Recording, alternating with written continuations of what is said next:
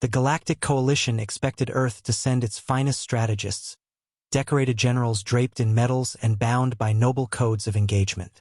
Instead, the cargo ramps lowered, and out walked men with no insignia, dead eyes, and a history written in classified ink. Earth didn't send generals. They sent killers. The Veian High Command Room was a masterpiece of crystalline architecture, bathed in a soft, ethereal blue light that was supposed to induce calm. Right now it was a tomb. For 3 solar cycles, the Veil had been systematically dismantled by the Crit Vanguard.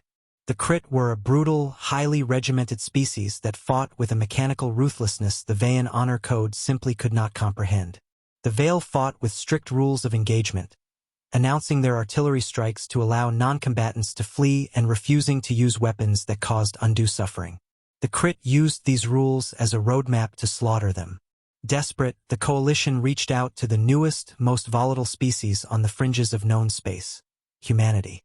Earth's military history was a terrifying anomaly to the galactic community. They were a species that had spent thousands of years perfecting the art of killing one another before even touching the stars. The Coalition begged for Earth's greatest strategic minds, their equivalent of high marshals and grand admirals, to teach them how to hold the line. What arrived at the primary docking bay of Aegis Prime was a rusting, unpolished dropship that didn't bear the insignia of the United Nations Space Command or the European Defense Front. It bore nothing at all. General Kalen of the Veil stood at attention with his honor guard, expecting an entourage of dignified officers in pristine uniforms. Instead, the pressurized doors hissed open, and the smell of ozone, old sweat, and gun oil spilled out.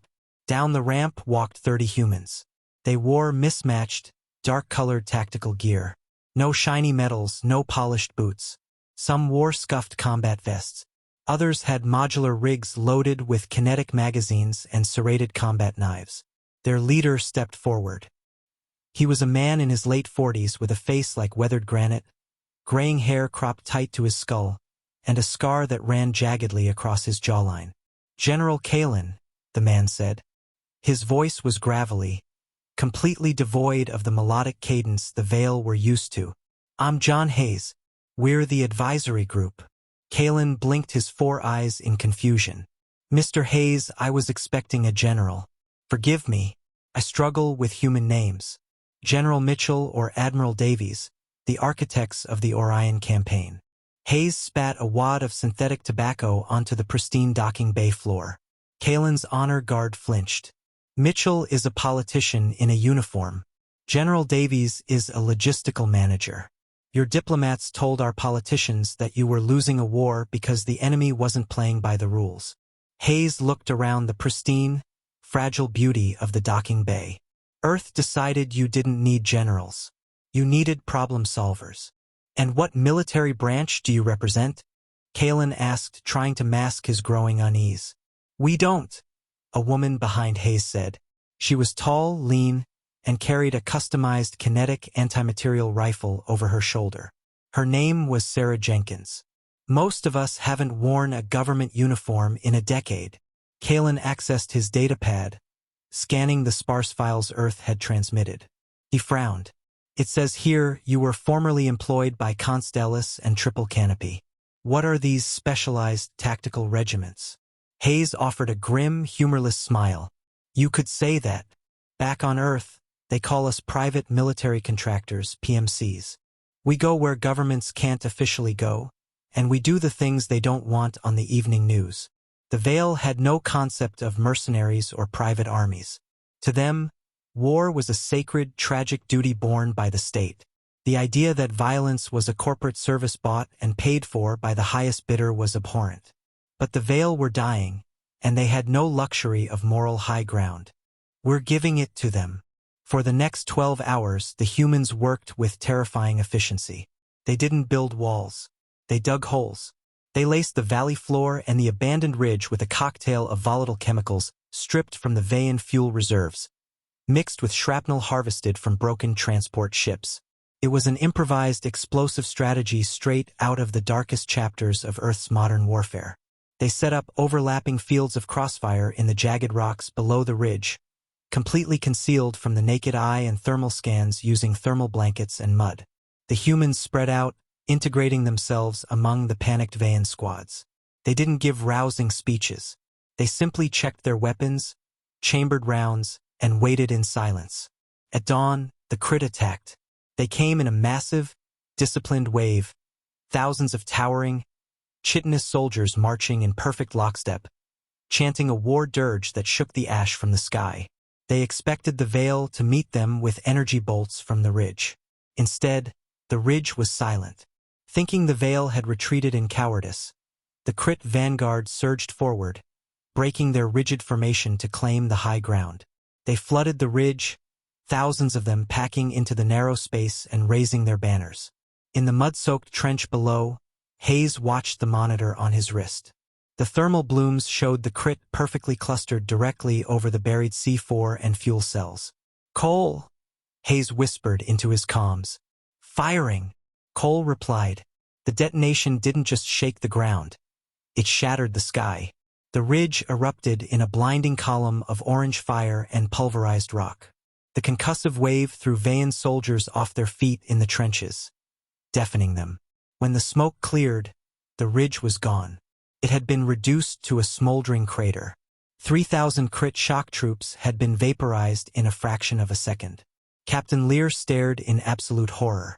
"By the ancestors, you didn't even engage them in combat. You just erased them." "Not all of them," Jenkins said coldly, peering through the scope of her rifle. The Crit lines were in chaos, but their commanders were ruthless. They forced the surviving infantry forward into the jagged rocks where the humans and Veil hid. This was where the true horror of human warfare was revealed to the galaxy. The PMCs didn't fight like soldiers. They fought like apex predators. They used guerrilla tactics that had been perfected in the jungles of Vietnam, the mountains of Afghanistan, and the urban hellscapes of Grozny. When a Crit squad advanced, human operators waited until the enemy walked past them, then opened fire from behind, targeting the weaker joints in the alien armor. Before the Crit could turn, the humans vanished back into the smoke and shadows. A human named Adler had rigged Veian's sonic communicators to broadcast the screams of dying Crit soldiers on a loop, projecting the sound through the fog to disorient the enemy. The Crit, who relied on strict auditory commands, broke down in panic. Then came the close-quarters combat. When the Crit finally breached the Veian trenches, expecting to slaughter the fragile aliens, they were met by men like Hayes. Hayes didn't use an energy rifle. He used a pump-action kinetic shotgun. At close range, the heavy tungsten buckshot tore through the Crit like wet paper. Lear watched Hayes move through the trench. The human was a machine. Blast pump, blast step. A Crit warrior lunged with a plasma blade. Hayes sidestepped, drew a serrated combat knife, and drove it up through the unarmored gap beneath the alien's jaw, twisting it violently before kicking the body away. Hayes didn't shout. He didn't show anger or fear. His face was a mask of bored, terrifying competence. Within 4 hours, the Crit offensive broke. For the first time in the war, the unstoppable alien vanguard sounded a retreat. They left behind thousands of dead. The Veian casualties were in the single digits. The humans didn't celebrate. They simply began walking among the Crit bodies. Whenever they saw a twitching alien attempting to crawl away, a human would calmly raise a sidearm and put a bullet in its brain. Double tapping, a standard PMC protocol. Lear vomited. To the Veil, executing a wounded enemy was the ultimate sin. To the humans, leaving an enemy alive to shoot you in the back tomorrow was a failure of logic. The victory at Tardius sent shockwaves through the Coalition. They had held the refinery, but the after-action reports horrified the Veian Senate. General Kalen summoned Hayes to a tribunal via secure hologram. "Commander Hayes." Kalen's voice trembled with a mix of awe and deep revulsion. "You held the sector, but the reports I am reading mention chemical incendiaries, psychological torture, mutilating the dead, and firing on fleeing combatants. These are war crimes." Hayes sat in a folding chair, wiping thick, dark Crit blood off his combat knife with a rag. He didn't look up at the hologram. "War crimes require a convention, General. You guys don't have a Geneva. And even if you did, I stopped caring about Geneva a long time ago. We won. You sacrificed the sacred ridge of oak, a monument of our ancestors, Kalen shouted. I sacrificed a pile of rocks to kill 3,000 hostiles. Hayes corrected him, finally looking up, his eyes dead and cold. You want to fight a clean war, Kalen? Go ahead. Line your boys up and let them die with their honor intact. But if you want to win, you let us off the leash. My men from Constellus, from Academy. We learned the hard way that when the enemy wants to exterminate you, the only language they understand is disproportionate violence. Before Kalen could argue further, the command center's alarms blared. The tactical map on the central console flared crimson. Report, Kalen barked to his aides. Sir, it's the crit. An aide panicked. They've adapted. They realized they cannot take the refinery by ground assault. They deployed a cloaked insertion team behind our lines. They've breached the diplomatic spire in Sector 4. Kalen's face drained of color. The High Ambassador is in that spire. If he is captured or killed, the coalition will fracture. Hayes stood up, tossing the bloodied rag aside. How many hostiles? 50 elite crit Praetorians, the aide reported. They have barricaded the spire. They are holding the ambassador hostage. They demand our unconditional surrender of the planet within 2 hours, or they execute him and broadcast it to the galaxy. Kalen slumped. It is over. We do not have the hostage rescue capabilities for a fortified spire. Our breach teams would take hours just to break the kinetic shielding, and the Praetorians will execute him the moment we try. Your breach teams would, Hayes said, grabbing his helmet. Because you guys knock on the front door. Hayes walked out to the landing pad where his team was resting. Listen up, he barked. The 30 operators snapped to attention. They were battered, bruised, and covered in alien blood, but their eyes were locked onto him. The crit have a VIP hostage in Sector 4. High Ambassador, Hayes announced. They're holding a fortified spire. Cole racked the bolt on his heavy machine gun. Rules of engagement, boss?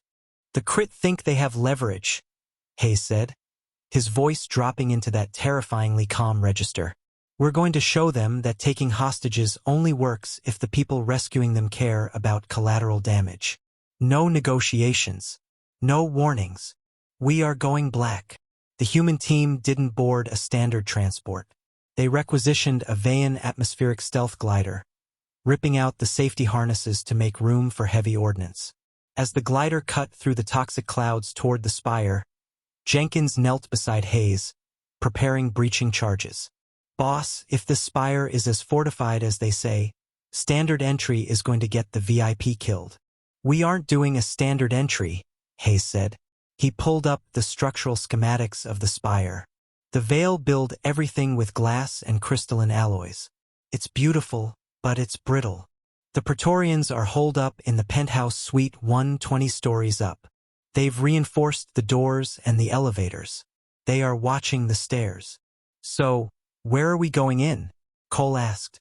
Hayes tapped the glass roof of the spire on the hologram. We don't go through the doors. We bring the roof down on their heads. The glider approached the spire under the cover of a massive thunderstorm. The crit Praetorians inside the penthouse were confident. They were the elite standing over the trembling Veian High Ambassador. Their leader, a hulking monstrosity in heavy crimson armor, watched the perimeter feeds. He expected a slow, honorable Veian siege. He expected a negotiator to call. Instead, the sky above them exploded. Hayes and his team didn't land. They jumped from the glider 100 feet above the spire, using directional microthrusters to guide their fall. Cole and Jenkins fired specialized thermal breaching rockets midair directly into the reinforced glass roof of the penthouse. The glass shattered inward in a deadly rain of shrapnel. Before the Praetorians could even raise their weapons, 30 human operators dropped through the ceiling like heavily armed gargoyles. They hit the ground firing. There was no hesitation, no shouted demands to surrender. The humans utilized a room-clearing technique honed in the bloodiest urban sprawls on Earth. Total, overwhelming sensory domination. Flashbang grenades detonated, searing the multifaceted eyes of the crit. Hayes landed directly on top of a Praetorian guard, driving his knees into the alien's neck with a sickening crunch, while simultaneously raising his shotgun and blowing the head off a second guard across the room. The crit leader roared, raising his plasma cannon toward the ambassador. He would kill the hostage and fulfill his duty. He never pulled the trigger. Jenkins, who had landed on a structural crossbeam above the fray, put a high-velocity depleted uranium round through the leader's shoulder joint, blowing his arm completely off. As the giant alien stumbled back, Hayes closed the distance. He didn't shoot. He grabbed the crit leader by the chest plate, slammed him into the wall, and shoved the barrel of his sidearm under the alien's chin. The room went dead silent. Out of 50 Praetorians, 49 were dead on the floor. It had taken exactly 11 seconds. The Veian High Ambassador was curled in a ball, weeping, unheard but traumatized by the sheer, unadulterated violence he had just witnessed. Hayes looked into the eyes of the surviving crit leader. The alien was trembling, not from pain, but from shock. The crit were bred for war, but they had never seen a species weaponize brutality with such surgical precision. What are you?" the crit gasped in broken universal translation. Hayes leaned in close, his voice a rasp of pure malice. "I'm the guy who doesn't play by the rules. Tell your fleet commander something for me. Earth didn't send its generals. We aren't here to sign treaties. We're here to clean house. And if another crit ship enters this system," Hayes pressed the barrel harder into the alien's chitin, "we won't just kill your soldiers. We will follow you home. Do you understand?" The crit leader nodded weakly. "Good," Hayes said. Then he pulled the trigger, executing the alien on the spot.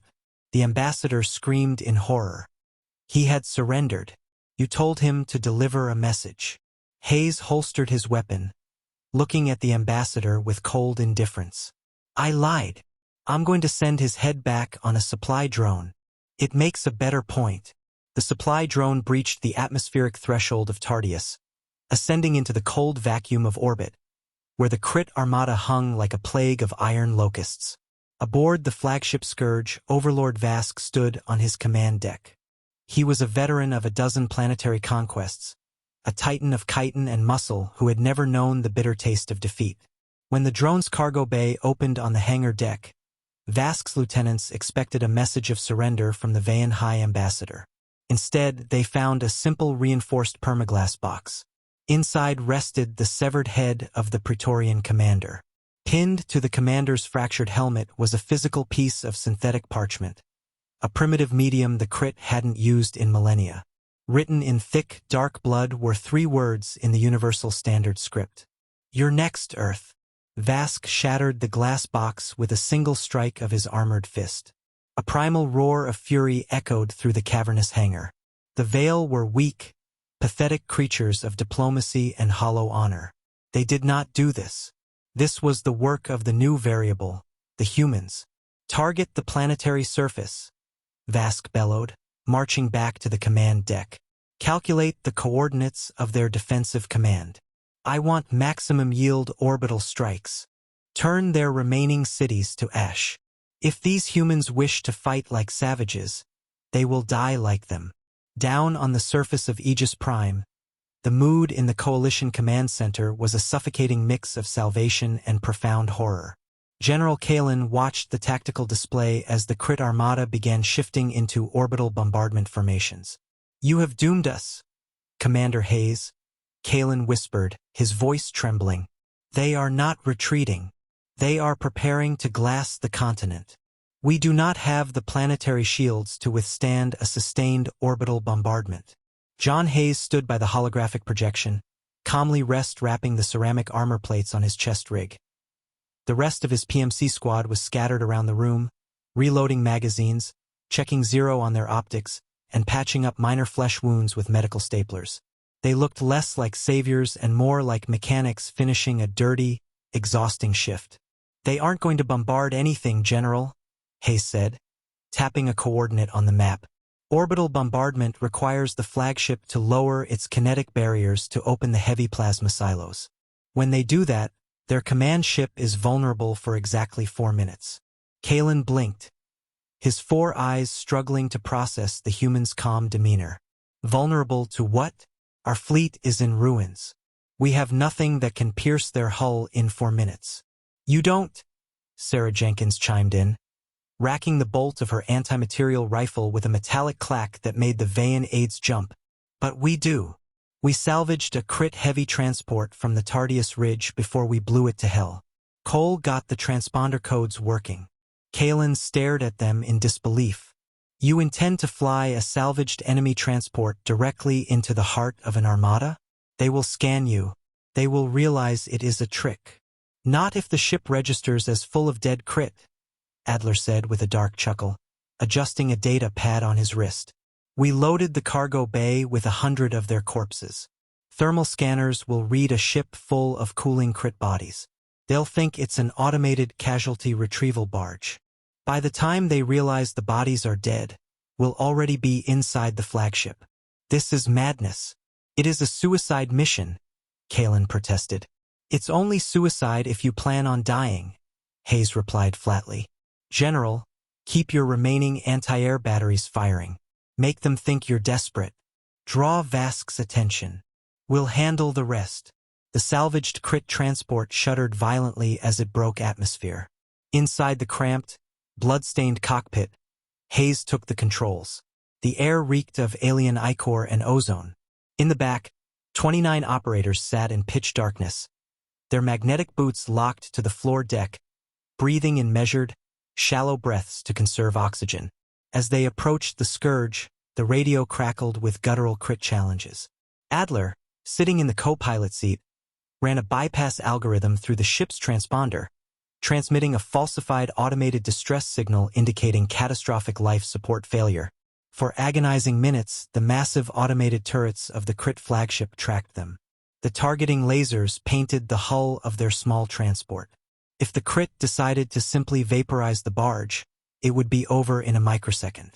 But the rigid, unquestioning doctrine of the crit saved the humans. Protocol dictated that casualty barges be recovered to harvest genetic material. The tractor beam engaged. The transport was yanked roughly into the secondary hangar bay of the Scourge. The moment the ship touched down, Hayes cut the power. Masks on. Go dark, Hayes ordered over the internal squad comms. 30 operators pulled down their rebreather masks and activated their night vision optics. The world shifted into a crisp monochromatic green. Outside the transport, a squad of crit engineers approached, carrying heavy plasma torches to cut open the seemingly dead ship. They bypassed the main ramp and moved toward the lateral airlock. They didn't realize the humans had already rigged the airlock with a directional explosive. Boom! The airlock door blew outward, instantly decapitating the 2 lead engineers. Before the smoke could even clear, the humans poured out of the breach like a swarm of angry hornets. They didn't shout. They didn't rally. They moved with terrifying fluid synchronicity. Silenced kinetic weapons coughed quietly in the vacuum of the depressurized hangar. Thip, thip, thip. Crit guards dropped to the floor, their armor pierced by armor-piercing tungsten rounds designed specifically to shatter chitin. The humans moved in pairs, clearing the hangar bay in less than 40 seconds. Every downed alien received a merciless double tap to the skull. No prisoners. No wounded left behind to trigger an alarm. Hangar clear, Cole whispered into the comms. Adler, find me a path to the bridge. Adler jacked a data spike into a wall terminal. I have the schematics. Boss, the bridge is 20 decks up, but we have a problem. They've initiated lockdown. Blast doors are dropping. We can't shoot our way through 20 decks of reinforced durasteel. Hayes looked at the massive ventilation shafts above them, designed to cycle the immense heat generated by the flagship's plasma engines. We don't go through the doors. We go through the lungs. For the next hour, the human PMCs crawled through the suffocating, sweltering heat of the flagship's ventilation system. The temperature hovered near 130 degrees. Sweat poured down their faces, stinging their eyes. But these were men and women who had endured the scorching deserts of the Middle East and the humid hell of equatorial jungles on Earth. They simply gritted their teeth and kept crawling. Below them, the crit crew was completely oblivious. They were a species that relied on brute force and frontal assaults. The concept of an enemy bypassing their impenetrable blast doors by crawling through maintenance shafts was so utterly foreign to their tactical doctrine that they didn't even monitor the thermal sensors in the vents. They reached the grating above the main corridor leading to the bridge.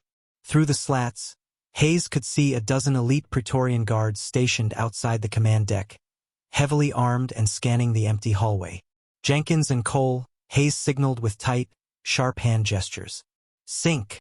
Jenkins and Cole carefully unclipped flashbangs and fragmentation grenades from their rigs. Hayes counted down on his fingers. 3, 2, 1. They kicked the grating out and dropped the grenades.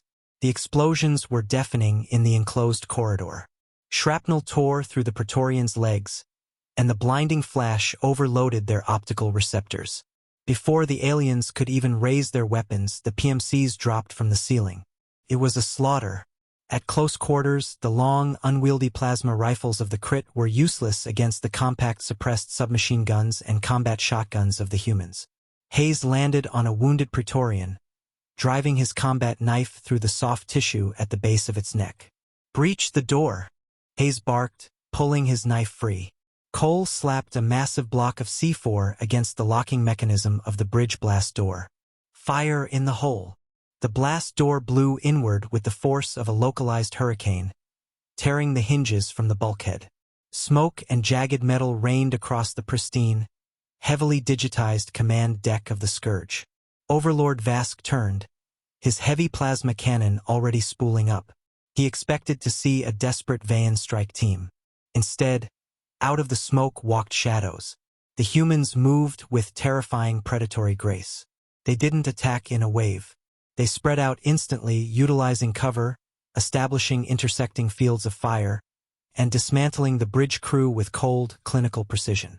Vask roared, firing a massive bolt of superheated plasma. It scorched the bulkhead, melting a control console into slag, but the human he aimed at, Jenkins, had already slid underneath the blast. Jenkins popped up and fired a 3-round burst of armor-piercing rounds directly into the joint of Vask's firing arm. The Overlord staggered, his arm hanging limp, blue blood spraying across the deck. The remaining Crit bridge officers tried to draw their ceremonial blades, abandoning their stations to charge the intruders. It was a fatal mistake of pride.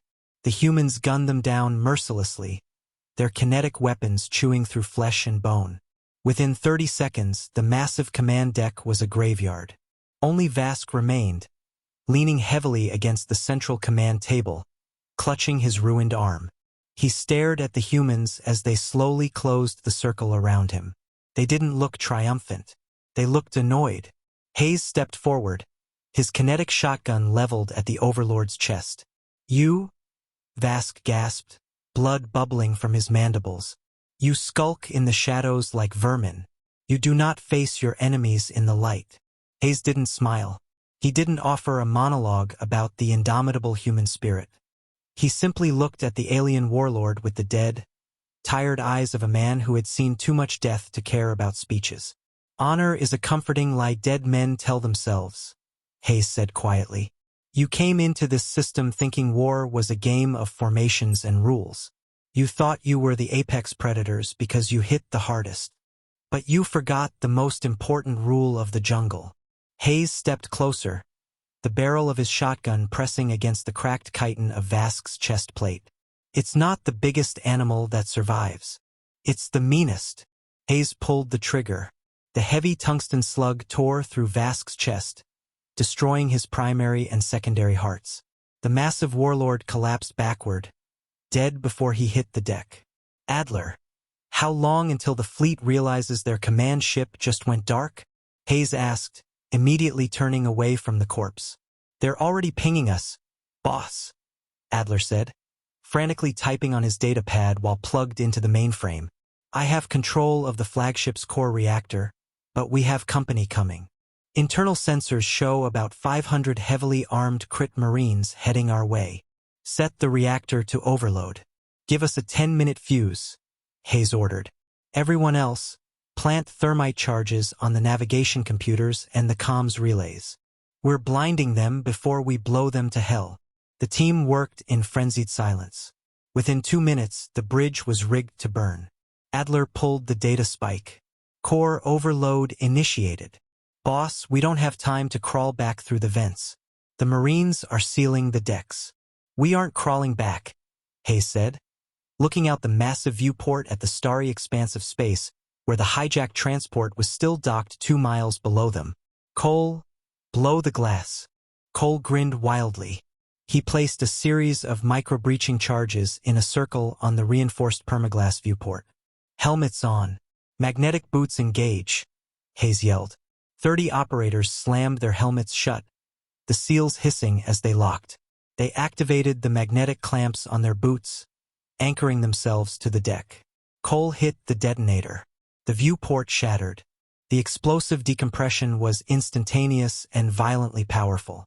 The vacuum of space ripped into the bridge, sucking the dead crit bodies, loose consoles, and debris out into the freezing void. The humans held their ground. Their boots clamped firmly to the metal floor, fighting the immense pull of the vacuum. Move, Hayes ordered. They disengaged their boots and let the vacuum pull them out into space. It was a terrifying silent freefall. For a horrifying minute, the 30 PMCs floated in the cold void, untethered, surrounded by the debris of the flagship. They used their suits' microthrusters to navigate the debris field, angling their descent toward the secondary hangar bay where their hijacked transport awaited. They hit the hangar deck hard, rolling to absorb the impact, magnetic boots instantly locking back onto the hull. They scrambled into the transport, slamming the airlock shut and pressurizing the cabin just as the flagship's internal alarms reached a frantic, silent crescendo.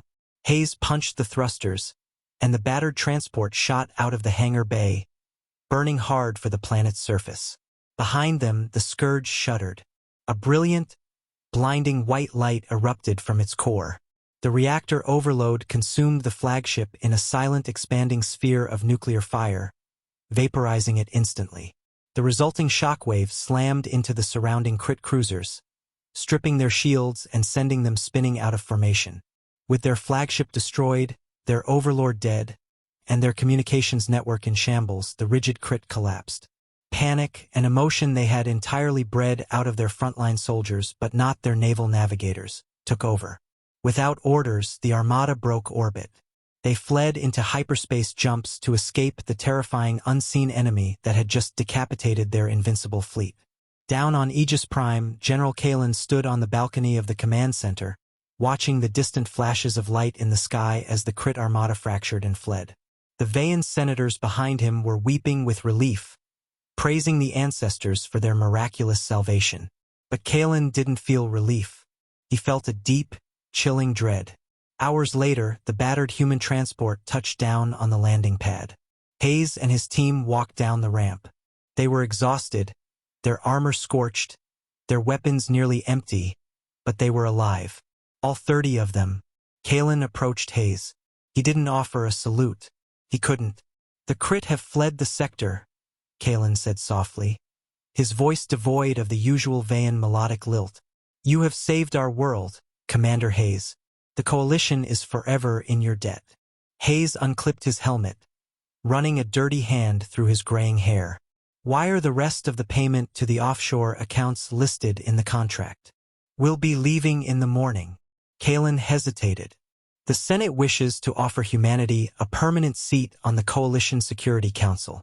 They believe your strategic minds could usher in a new era of galactic defense. Hayes let out a dry, rasping laugh. General, you don't want us on your council. You looked at us today and saw monsters. You're grateful we killed the wolves at your door, but you're terrified because you realized you invited a bigger, meaner predator inside your house. Kalen couldn't meet the humans' eyes because Hayes was right. The Coalition had survived, but they had sacrificed their innocence. They had learned that the universe was not a place of honorable duels and noble sacrifices. It was a dark, violent alleyway, and humanity was the apex predator waiting in the shadows. Keep your honor, General, Hayes said, turning back toward his ship. We'll keep the monsters away. Just make sure the check clears. If you loved this gritty dive into human resilience and absolute tactical dominance, Smash that like button and share this story with your fellow sci-fi fans. Humanity doesn't always play by the rules, but we always get the job done. Want more epic HFY tales where Earth shows the galaxy why you never mess with our veterans? Subscribe to the channel, hit the notification bell, and drop a comment below on what alien threat we should destroy.